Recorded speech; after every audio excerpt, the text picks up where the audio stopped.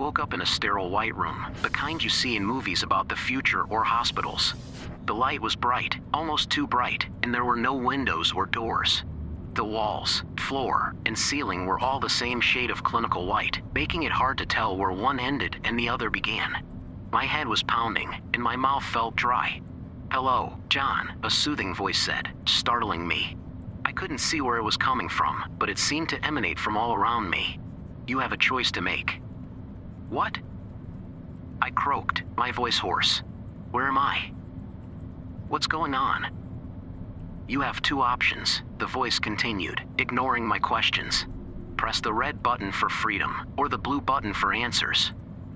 I looked around frantically, but saw nothing resembling a button, red or blue. "I don't understand. What buttons?" As if in response, two panels slid open on opposite walls, revealing the buttons. The red button was on my left, the blue on my right. Both were within arm's reach. "This has to be a joke," I muttered, my heart racing. I had no memory of how I got here, who brought me, or why. The last thing I remembered was going to bed in my apartment after a long day at work. The voice returned, calm and insistent. "You must choose, John. Press the red button for freedom, or the blue button for answers." My mind was racing. Freedom sounded good, but answers might help me understand what the hell was going on. I took a deep breath, trying to calm myself. "Who are you?" I asked. "Why am I here?" "Press the blue button for answers," the voice repeated, unhelpfully. I stared at the buttons, my hands trembling. What if this was a trick? What if pressing either button did something terrible? I had no way of knowing, but I couldn't just stand here forever. I had to make a decision. I moved towards the blue button, my hand hovering over it. Answers. I needed answers, but something made me hesitate. Freedom sounded so much better, so much safer. I glanced at the red button, its color stark against the white wall. "Choose now, John," the voice urged, a hint of impatience creeping in. I took a deep breath and pressed the red button. At first, nothing happened. Then, a low hum filled the room, and the walls began to move. They were closing in, slowly but surely. Panic surged through me. "What's happening?" I screamed, banging on the walls. "Stop it! Let me out!" The walls kept closing in, the space growing smaller and smaller. My heart pounded in my chest, and my breathing became rapid and shallow. I pressed myself against one of the walls, trying to think of a way out, but there was no escape. The ceiling began to lower as well, the room shrinking from all sides. "Help!" I shouted, my voice echoing in the confined space. "Please, somebody help me!" The walls continued to close in, leaving me less and less room. I could barely move now, trapped in a space barely larger than a coffin. The realization hit me like a punch to the gut. This was a trap. The red button didn't offer freedom. It offered death. I felt the walls press against my body, crushing me. The pain was unbearable. I couldn't breathe, couldn't think. I was going to die here, in this sterile white room, and no one would ever know what happened to me. Then, just as I thought I couldn't take anymore, the walls stopped. The voice returned, calm and detached. "This is the truth, John. The room's purpose is to test your choices, to reveal your true nature." I couldn't respond, couldn't move. The pressure was still immense, but it wasn't getting worse. I was trapped, but alive. "For now. You chose freedom," the voice continued. "But there is no freedom without understanding. You must face the consequences of your actions." Tears streamed down my face. "Please," I whispered, my voice barely audible. "I just want to go home." "There is no home," the voice said. "There is only the room, and the choices you make within it." I closed my eyes, the reality of my situation sinking in. There was no way out, no escape. I was trapped in this room, a prisoner of my own choices. The voice had said I needed to understand, but what was there to understand? That I was foolish. That I should have chosen differently. The walls began to recede, slowly expanding until I could breathe freely again. I collapsed to the floor, sobbing in relief and despair. The buttons were still there, taunting me with their simplicity. "Choose again, John," the voice said.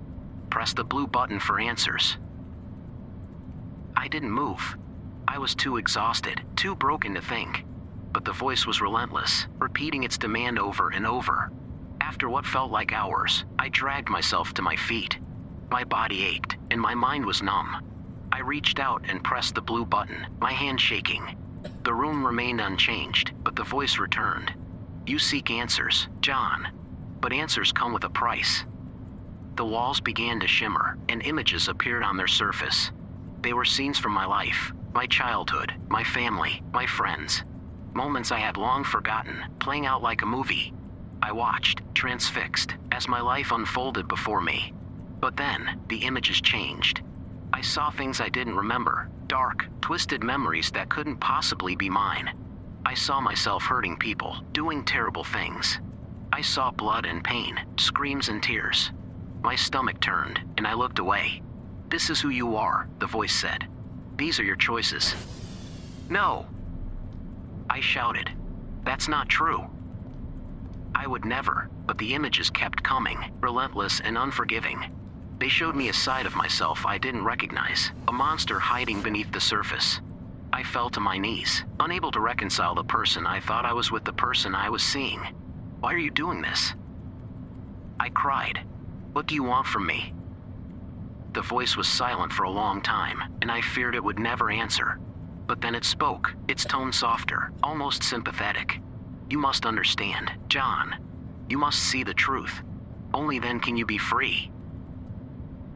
The images faded, and the room was silent once more. I was left alone with my thoughts, my guilt, my shame. I had wanted answers, but the answers were more horrifying than I could have imagined. I curled up on the floor, my body shaking with sobs. I didn't know how long I lay there, lost in my misery. Time had no meaning in this place. Eventually, I heard the voice again, soft and insistent.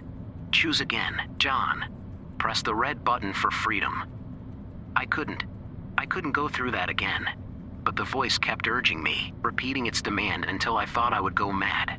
I forced myself to my feet, my legs trembling, and walked to the red button. With a deep breath, I pressed it. The walls began to close in again, but this time I didn't fight it. I welcomed the pain, the crushing pressure. It was a relief, a release from the torment of my mind. The room was taking me, claiming me as its own. But then, just as the walls were about to crush me completely, they stopped. The pressure eased, and the voice returned. "You understand now, John. You see the truth. You are free." The walls receded, and I collapsed to the floor, gasping for breath. The buttons were gone, the room silent and empty.